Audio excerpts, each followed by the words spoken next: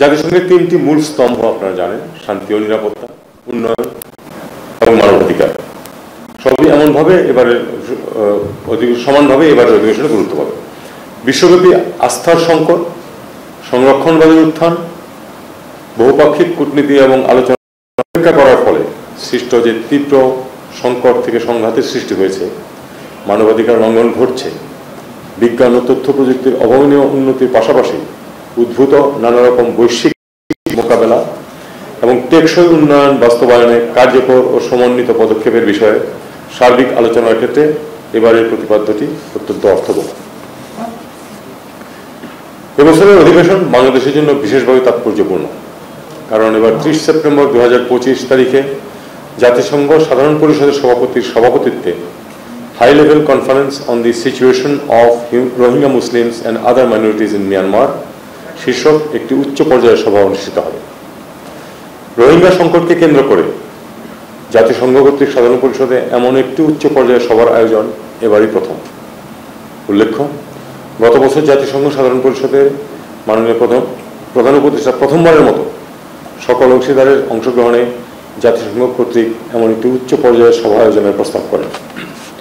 মাননীয় প্রধান উপদেষ্টার এই প্রস্তাব দ্রুত বিশ্বব্যাপী গ্রহণযোগ্যতা লাভ করে, যার পরিপ্রেক্ষিতে জাতিসংঘের সদস্য রাষ্ট্রসমূহ সর্বসম্মতিক্রমে একটি রেজলিউশনের মাধ্যমে জাতিসংঘ সাধারণ পরিষদের সভাপতির নেতৃত্বে উক্ত উচ্চ পর্যায়ের সভাটি আয়োজনের সিদ্ধান্ত গ্রহণ করে।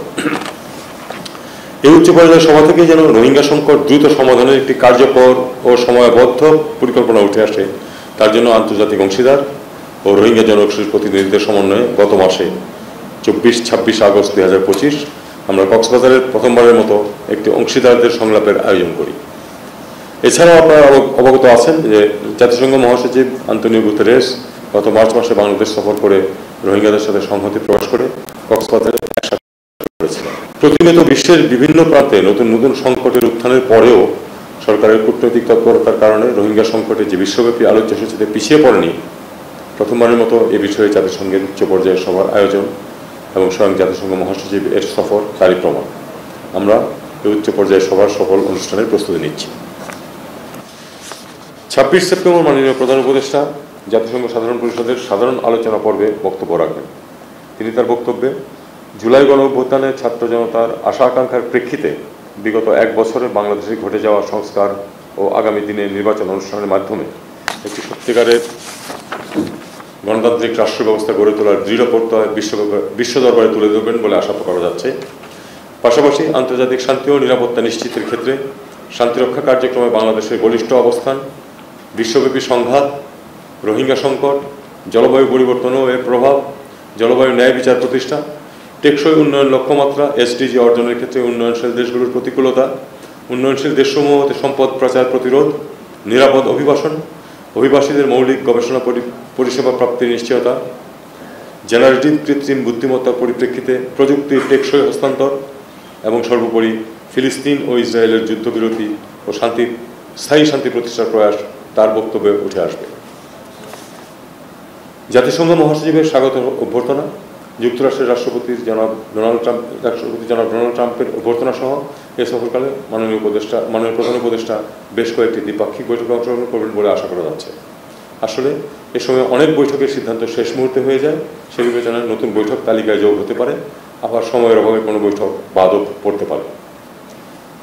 এবারে সাধারণ অধিবেশনের সাইডলাইনে আমিও বেশ কয়েকটি ইভেন্টে বাংলাদেশের প্রতিনিধিত্ব করব।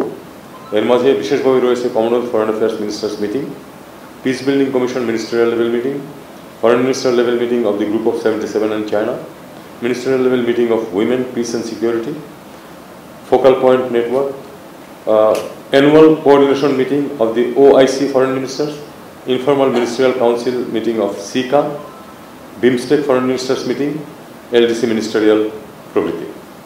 এটা বলার অপেক্ষা রাখে না যে সরকারের বর্তমানে অন্যতম অগ্রাধিকার হল জনগণের আশাকাঙ্ক্ষার প্রতিফলন ঘটিয়ে প্রয়োজনীয় সংস্কার করা এবং সুষ্ঠুভাবে আসন্ন জাতীয় নির্বাচন আয়োজন করা। এর প্রেক্ষাপটে এবারের অধিবেশনে আমাদের কাছে একটি সুযোগ বিশ্ব দরবারের ঐক্যমত্যের ভিত্তিতে পরিচালিত আমাদের চলমান সংস্কার কার্যক্রম এবং গণতন্ত্র অভিমুখে আমাদের যাত্রাকে উপস্থাপন করা। আপনারা জানেন যে মাননীয় প্রধান উপদেষ্টার পরিচিত এবং সুনাম বিশ্বব্যাপী, এই কারণে অনেকগুলো বিশ্বখ্যাত সংবাদ সংস্থা তার সাক্ষাৎ গ্রহণের জন্য অনুরোধ জানিয়েছে। এর বাইরেও আরও কিছু কিছু অনুষ্ঠানে হয়তো তিনি বক্তব্য রাখবেন। জাতিসংঘের এবারের অগ্রাধিকার ইস্যুগুলির প্রত্যেকটি বাংলাদেশের জন্য সমানভাবে গুরুত্বপূর্ণ। এই ইস্যুগুলির উপর যেসব ইভেন্ট আছে বাংলাদেশ তার সবকটিতেই সক্রিয়ভাবে অংশগ্রহণ করবে বলে আশা করছি। বাংলাদেশ জাতিসংঘ সহ বহুপাক্ষিক কূটনীতিকে জাতীয় স্বার্থ সংরক্ষণের জন্য গুরুত্বপূর্ণ মাধ্যম হিসেবে মনে করে সার্বিক বিবেচনায় এবারের অধিবেশনে মাননীয় প্রধান উপদেষ্টার নেতৃত্বে বাংলাদেশ প্রতিনিধি দলের অংশগ্রহণের মাধ্যমে বাংলাদেশের জাতীয় স্বার্থ সংশ্লিষ্ট বিষয়সমূহে আন্তর্জাতিক সহযোগিতার ক্ষেত্রকে বিস্তৃত ও সুদৃঢ় করবে বলে আমরা আশা করছি। আপনাদের সবাইকে ধন্যবাদ। আমি খুব বেশি প্রশ্ন আমি নিতে পারবো না, কিন্তু কাজেই আপনারা আচ্ছা একটি অতিরিক্ত বিষয় যেটা আপনাদেরকে উল্লেখ করা প্রয়োজন সেটা হলো যে আমাদের প্রতিনিধি দলে এবার চারজন রাজনীতিবিদ যাচ্ছেন। এটা করা হয়েছে কারণ যেহেতু আমরা একটা পর্যায়ের দিকে যাচ্ছি যেখানে রাজনীতিবিদদের কাছেই দেশের সার্বিক পরিচালনা ভার হস্তান্তর করা হবে, কাজে সেই হিসাবে তাদেরকে আমরা এই প্রতিনিধি দলে অংশভুক্ত করছি।